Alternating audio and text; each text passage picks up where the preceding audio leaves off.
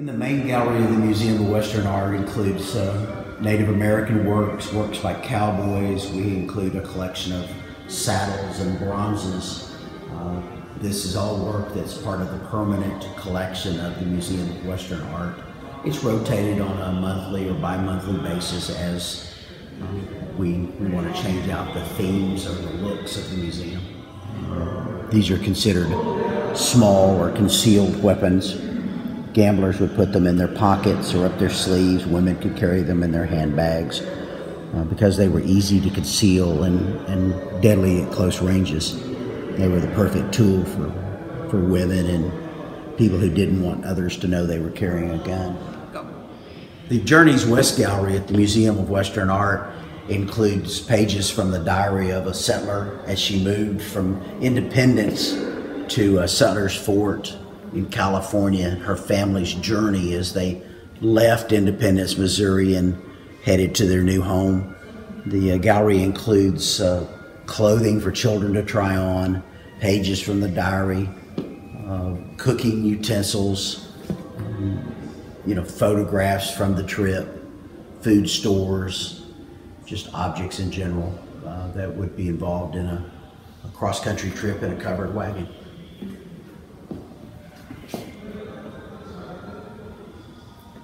During their trip from Independence across the Great Divide, they would encounter the occasional Indian tribes and get to learn about those cultures.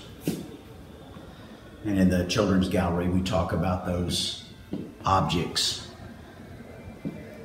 Prized possessions in the Museum of Western Art is the Wooten Desk, known also as the King of Desks. They were manufactured in Indianapolis, Indiana from the 1870s to the 1890s. It was the pride of many of the original old banks in the American West. There's 110 compartment doors, a mailbox, and doors that swing shut, all under one lock and key. Notable Wooten Desk owners included Queen Victoria, President Ulysses Grant, John D. Rockefeller, Joseph Pulitzer, Jay Gould, and the Smithsonian Institute has one of these desks on display as a prime example, as does the Museum of Western Art.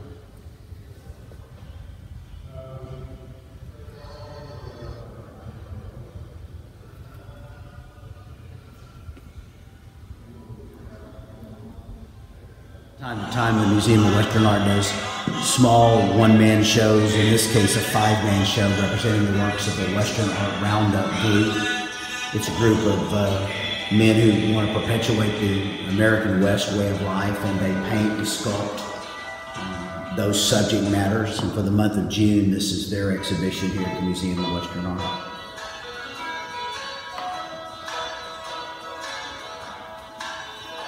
Of course, that's Jack Moss, a painter out of Llano, Texas. Llano, Texas. We're in the studio of Jason Scull, Cowboy Artist of America, and the studio's here at the Museum of Western Art. And the museum and Jason have an agreement where we provide him with studio space, and he talks and visits with our guests on a regular basis. And it gives the public a chance to see art in process and how it's created. And Jason, like I say, is sculpting right now a large longhorn steer as he is working for a piece that's getting ready for Pueblo, Colorado. And Jason will take it out to have it cast at a foundry and all put back together, and it'll find its new home in Pueblo towards the end of the year.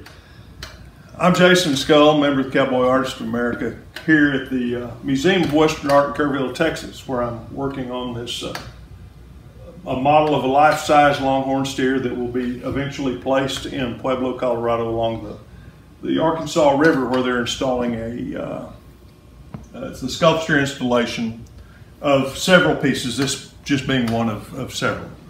And this will be produced in the traditional manner of lost wax casting. And here I'm just refining the surface of the sculpture to get the textures on it that I think will be sympathetic to one another, and it'll flow through the whole piece together. This gives a continuity to the sculpture itself. This being mainly the finishing portion of a sculpture, the final icing on the cake, if you will.